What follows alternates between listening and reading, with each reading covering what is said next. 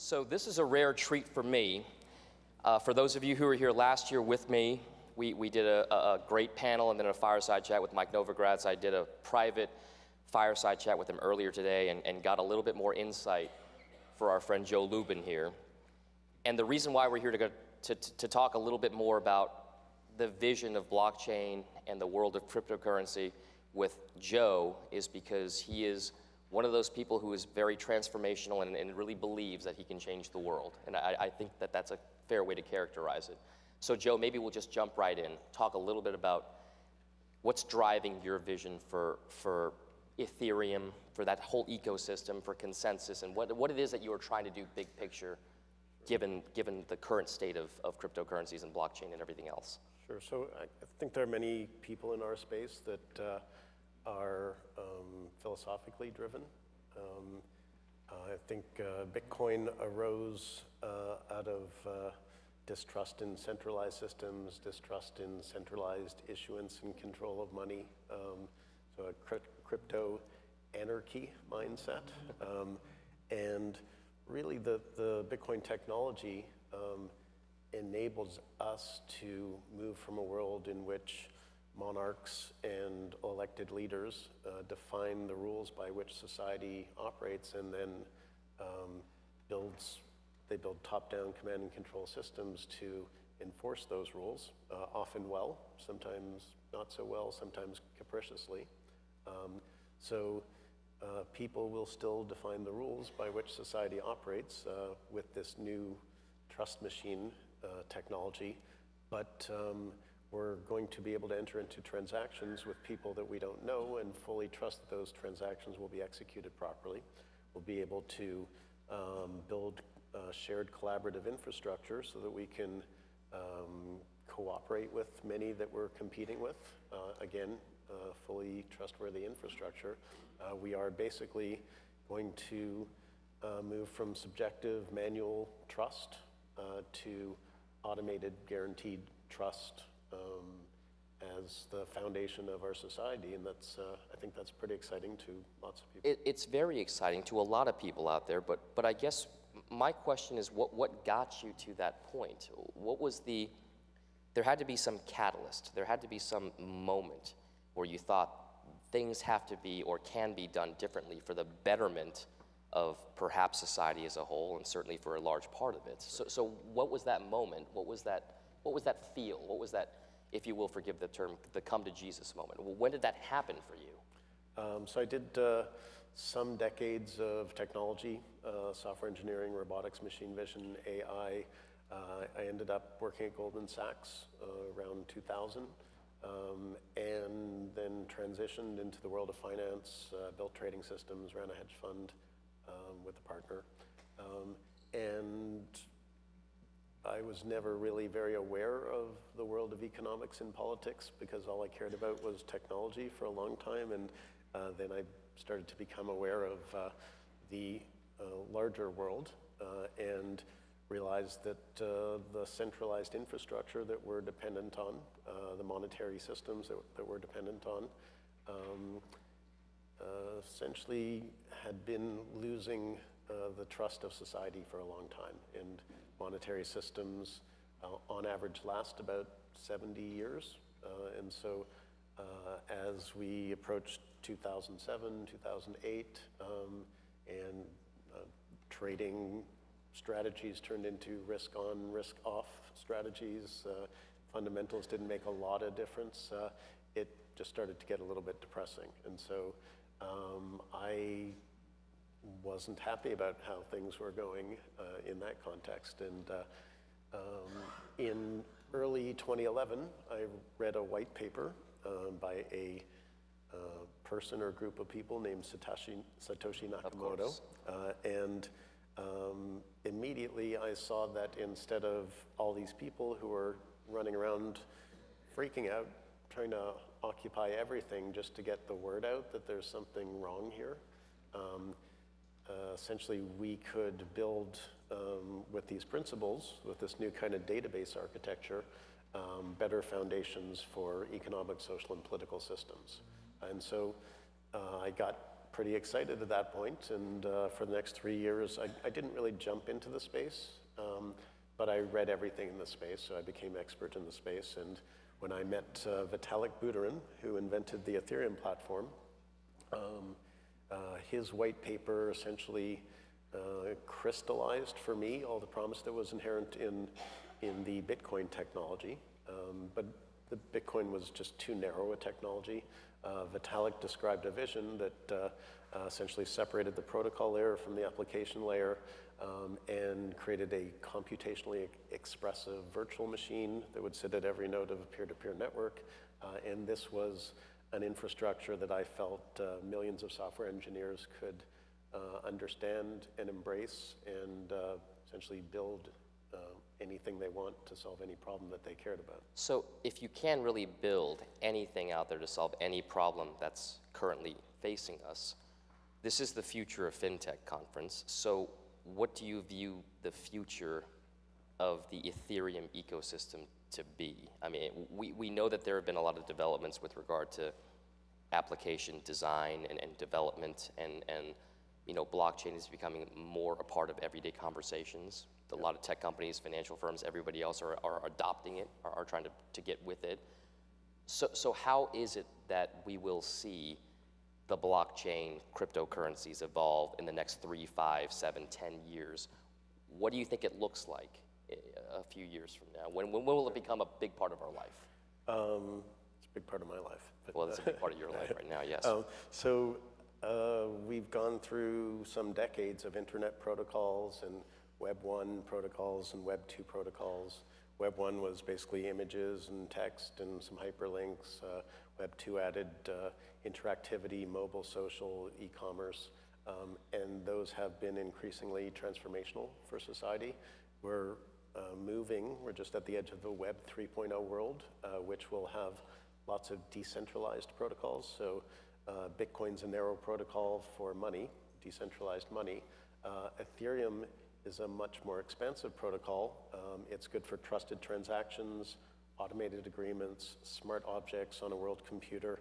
That same technology is being used currently in corporations and consortia, and so we're going to see that play out in partially centralized systems and radically centralized systems. Ethereum and systems like it can be sort of the glue or the foundational element of the decentralized World Wide Web, where we have other kinds of protocols, things for decentralized storage and decentralized bandwidth and decentralized heavy compute and a whole bunch of others. All these things are in place right now. They're all operating. We're building applications with them.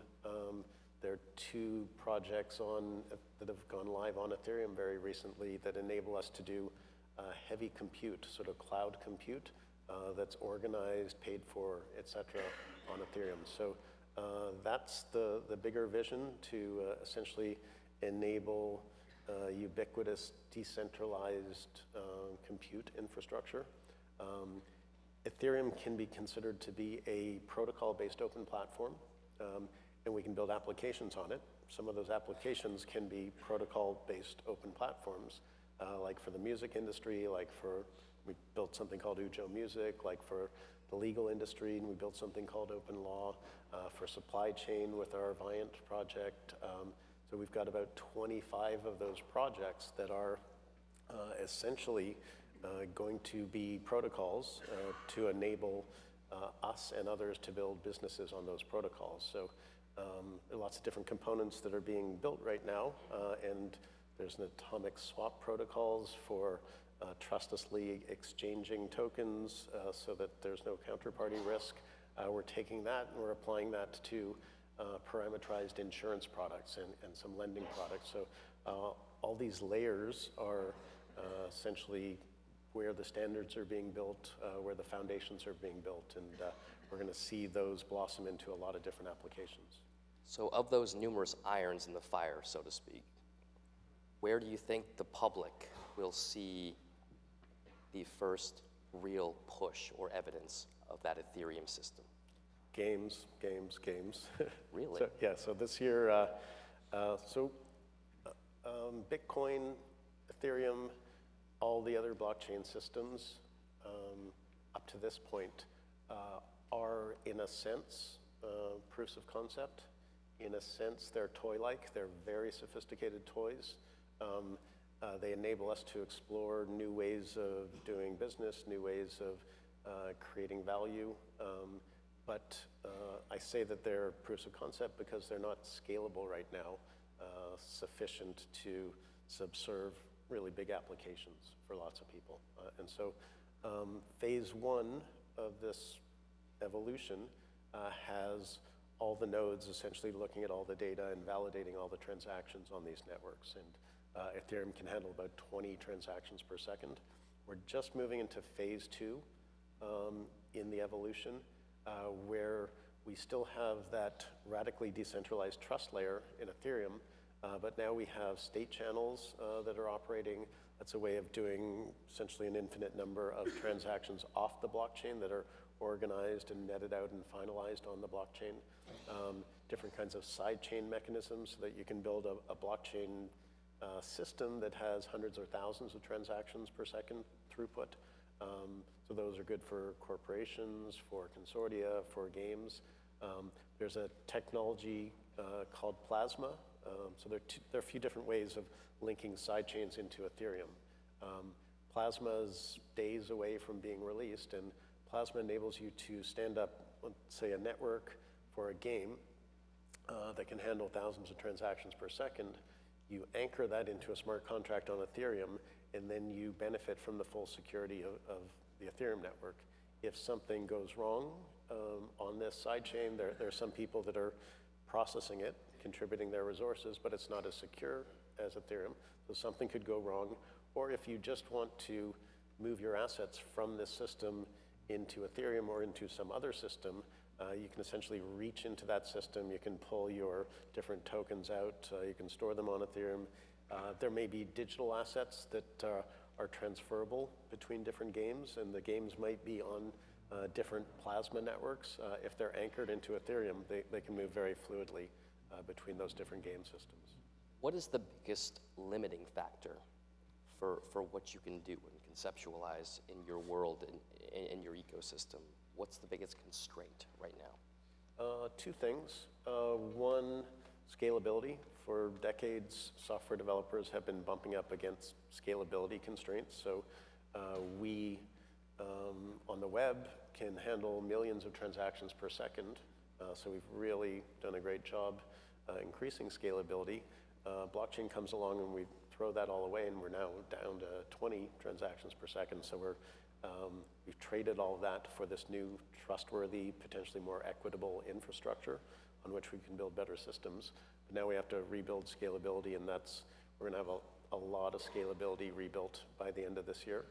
So that, from a tech perspective, that's it. And we just need lots of talented people. There are not a huge number of technically capable software engineers, either How do we at the fix that? protocol level. How do we fix that? So it's fixing itself. There's lots of education going on. Consensys Academy, we've graduated 120 blockchain engineers. We've got a course going on in India and another course going on right now. So we are fixing it, and we're hiring lots of those engineers.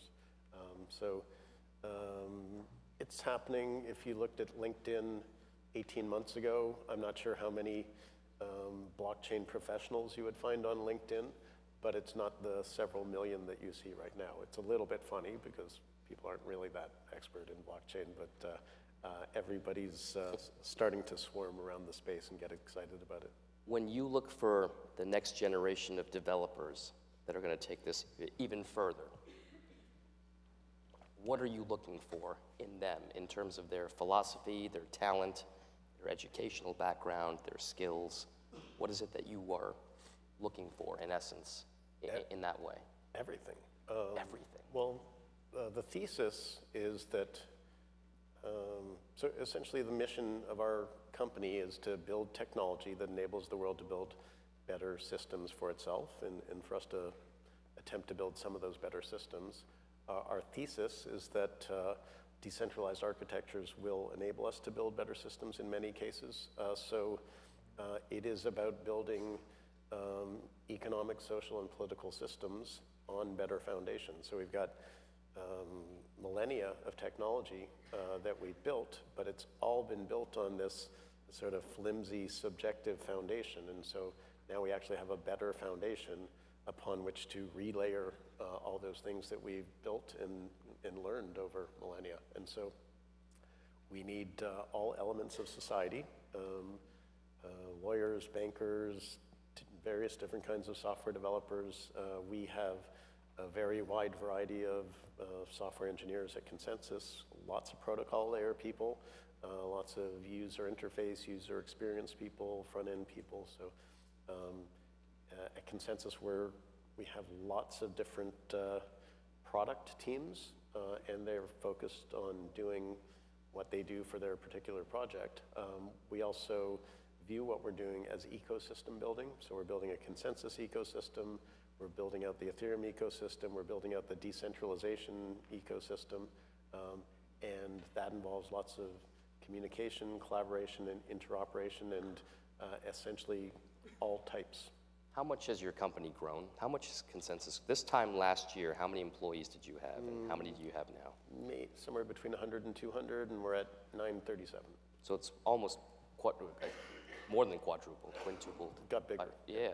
All right, so what's the growth profile in the next 3 to 5 years for Consensys? Where is it going to be deploying assets the most? So we have lots of product teams, so around 50 product teams, and all of them want to grow. We are constantly taking in new teams. We are constantly evaluating endogenously generated ideas from our very creative people. We have regional offices. A lot of them focus on consulting work, so enterprise and government consulting work, advisory work, et cetera. So all of our teams are growing. We're taking in new teams, establishing new business lines, growing new regional offices. We just opened Dublin, probably going to open Tel Aviv on early September. There will be a handful more regional offices grown this year, and each one of our regional offices is probably going to double over the next chunk of time, and it's very painful. The growing pains are pretty intense. It's a very warm, friendly, collaborative community, and we all love each other, and we all spend lots of time together, but growth is difficult. The only thing that would be worse is telling all these teams that they can't grow, or telling the exponentially increasingly interested parties that want our services that we can't talk to them. So we're going to take the last few minutes we have here. We're going to play a game for those people who have been to CB Insights before. We're going to call it overvalued or undervalued. You're going to tell me if you think the topic I mentioned is overvalued or undervalued, and then maybe just a quick explainer as to why. There will be no requests for price predictions? No, I'm not going to make any price predictions. We're not asking you about where Ethereum's going. Nope, nothing like that. Sounds good. All right, so the first one, initial coin offerings, ICOs, overvalued or undervalued as a concept? As a concept, can I say more than just one word? Sure, please. So we call them token launches. We were gratified by Director Hinman's words a few days ago. I was at that event in San Fran. Sorry? Yeah, overall. So a while ago, Chairman Clayton said something nice about Bitcoin, and then Director Hinman said something very nice about Ether. Yep. It's not a security. He also said a lot of things about these networked business models that are held together in terms of the business logic and incentivization mechanisms by tokens. And so essentially we build systems. We have something called Token Foundry that helps our own projects internally to launch those systems, third-party projects, and these tokens represent incentivized mechanism design. So mechanism design enables system designers to define a set of goals, set up some rules, and then rely on game theoretic selfishness for all the different actors pursue their own interests, and the system goals are achieved. And so if you do that all right and well, then it works out beautifully. Token launches, whether investor tokens or consumer utility tokens, is currently massively undervalued. It's going to dominate. All right, speaking of, Ripple. Ripple? Overvalued or undervalued? Oh, I don't want to say anything mean about them. You don't have to. Massively overvalued. Okay, you heard it here, right? Okay. By the way, they're here tomorrow, so if you're going to be around for that panel. The next one, you kind of mentioned it, the Securities and Exchange Commission, overvalued or undervalued? Oh, undervalued. They're doing an amazing job. Okay. And they really understand what's going on. The last one, and it kind of falls into that, the concept of government regulation, overvalued or undervalued? Neutral. I think, so this is a technology that we're all pioneering together. Technologists can bring it forth, but humans need, from all aspects of society, need to figure out how to appropriately use it, how to build society systems on it. And there are legit concerns that different regulators have with respect to cryptocurrencies, with respect to securities issues. And so for the latter situation, I think we're going to work things out very well this year. Cryptocurrencies will be more complicated. I'm very confident that free nations in the world won't overly fetter this new technology with respect to cryptocurrencies. Ladies and gentlemen, Mr. Joe Lubin at Consensys. Thank you very much.